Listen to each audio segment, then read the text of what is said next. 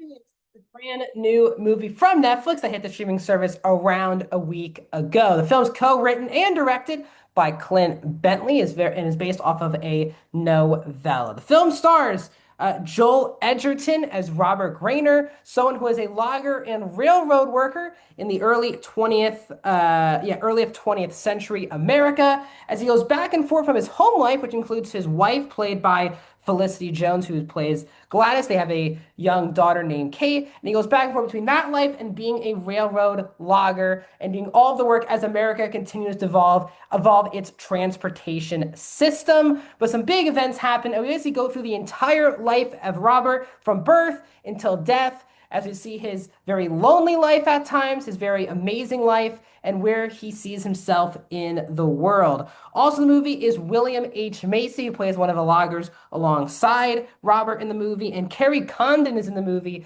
as someone that Robert meets towards the back half of the film. The movie is an hour and 43 minutes long and is PG-13. Welcome back, everyone, to a brand new review here at Max Talks Movies. My name is Max Zimmer. We're talking Train Dreams. So if you're new, guys, please hit that subscribe button and ring that bell so notified when my videos hit the channel. If you're new, I am trying to get to 400 subscribers to begin 2026 would really mean the world for me to subscribe. I talk movies, TV shows, all things entertainment, including box office and award season. So I'd love to hear your thoughts on any of those, and please help me subscribe and ring the bell. Let's get to 400 to start 2026. Comment down below. What are your thoughts on Train Dreams? Did you like it? Did you not like it? Did you somehow see this in a movie theater, or was this your experience on Netflix? And where do you think this movie should be in awards season? And also, guys, please hit that thumbs up button. So this is one of the last 2 or 3 movies I really needed to see for awards season. I missed it when it originally came out on Netflix, busy with some other stuff and seeing a lot of other movies. So I finally got a chance,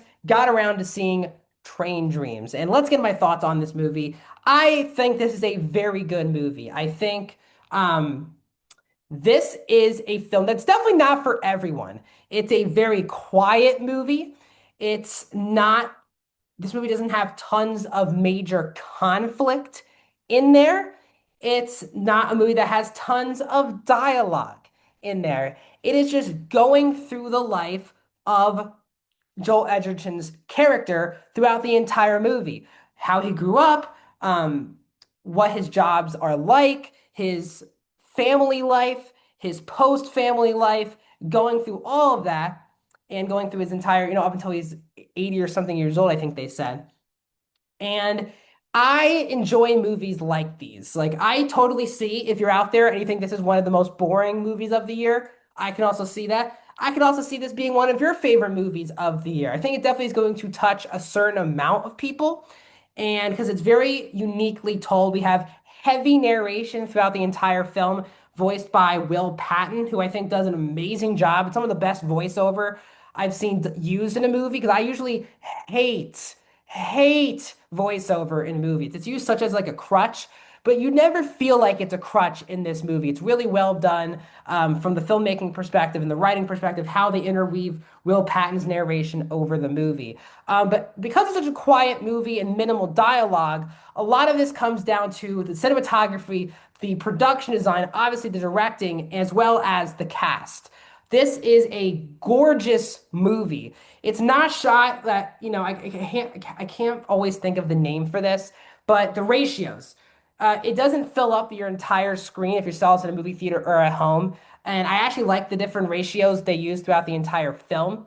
But it's a gorgeous movie. If we're on a train, if the characters are working, if we're just in a townhome, it is a gorgeous movie that perfectly encapsulates where we are in America at the point of this movie. And I think it's probably going to be nominated, could be for cinematography, production design, because it is such a jaw-dropping, gorgeous movie the entire time. The acting, I think, is really good in this movie as well. Joel Edgerton, who has been such an underappreciated actor throughout his entire career, but if you've been following me on this channel, I've been a heavy defender of Joel Edgerton, and this is probably gonna be known as his best performance of his career.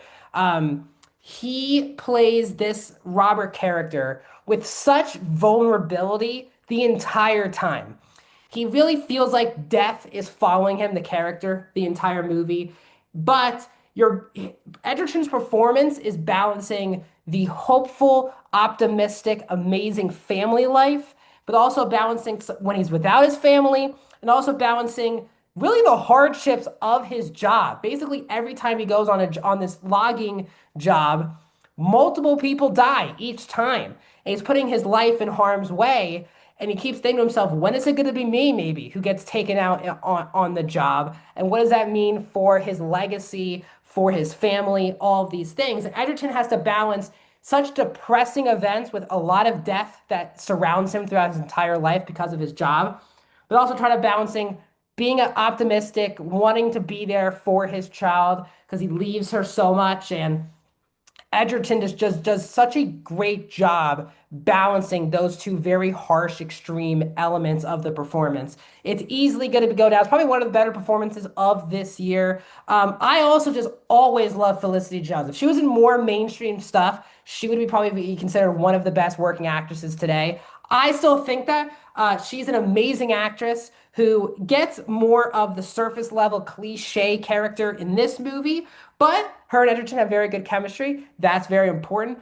William H. Macy does a lot with a lot of little time. I don't think it's like an awards performance, but I think he's good. And I think, again, Will Patton is amazing in this narrating role as well. Now, I will say this. There were definitely times I definitely connected with the movie, but I think for me, and this could be again a hot take, the surrounding characters and subplots within Robert's life felt very surface level and predictable on where the movie was going. And I just didn't find, I think some of the key elements is the family stuff, especially his relationship with his wife Gladys, played by Felicity Jones.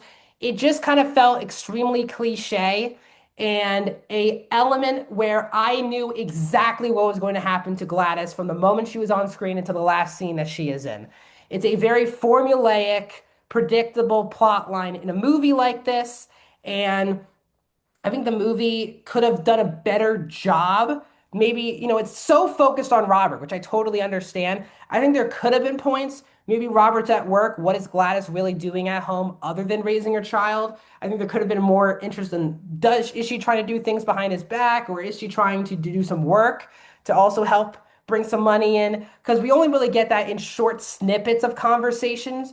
But basically, every time Robert comes home, from work, it just feels like it's a very rinse and repeat scenes over and over again with Felicity Jones's character, and it makes it kind of feel kind of surface level.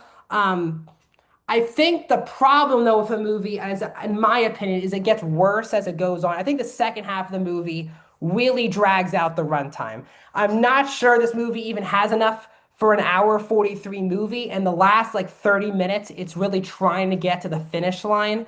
They add in the Carrie Condon character, and also a character I didn't feel like maybe didn't really need to be in this movie. There's one particular scene I love with Condon and Edgerton, but when you think about the grand scheme of things, it's not that important of a character.